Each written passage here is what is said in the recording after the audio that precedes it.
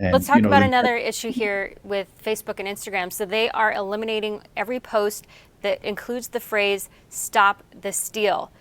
They say we've been allowing robust conversations related to the election outcome, and that will continue, the social media giant noted. But with continued attempts to organize events against the outcome of the U.S. presidential election that can lead to violence and use of the term by those involved in Wednesday's violence in D.C., we're taking this additional step in the lead up to the inauguration.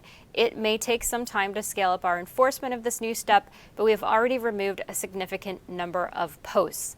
So when they say they're trying to remove posts that lead to violence, do you agree that this is something that is worthwhile, first of all? But then secondly, why wasn't this applied in the case of BLM? Because you had people within the first week or so, couple weeks of the death of George Floyd, you had 11, 12 people who were killed. Most likely African Americans killed by other African Americans who were killed in riots. You had black-owned businesses who were destroyed and burned to the ground by rioters. I don't recall Facebook and Instagram taking down any of the BLM posts at that time. So I guess my question for you is, do you think there's a place for reducing incitement to violence? And if so, should it be more evenly applied?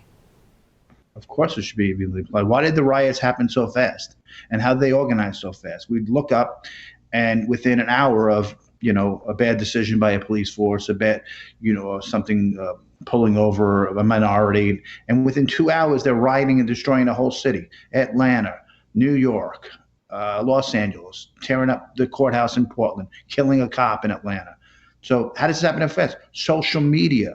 That's how they all organize through Twitter, Facebook, Instagram. Let's meet at this place real quick. In the old days, you couldn't organize that fast, a mob to destroy cities, destroy towns.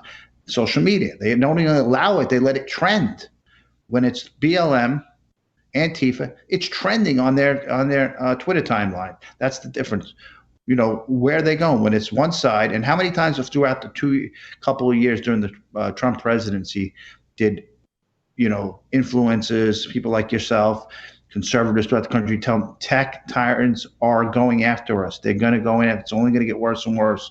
And then they would bring him in front of the Senate. And what would the senators do? Throw lip service and do nothing. And ask a couple of tough questions to Mark Zuckerberg, Jack Dorsey, and the leaders of Google, and they'd lie right in the face. Oh, we're here. We're a fast square, and we're just trying to take off a little bit of bias and a little bit of hate speech. And the word hate speech from them means one side, means the word Republican, conservative, patriot. And I'm scared to see the road we're going now if they don't do something, because I've heard talk, we're going to stop the word patriot on. To them, that's considered partly hate speech. The word patriot, give me a break.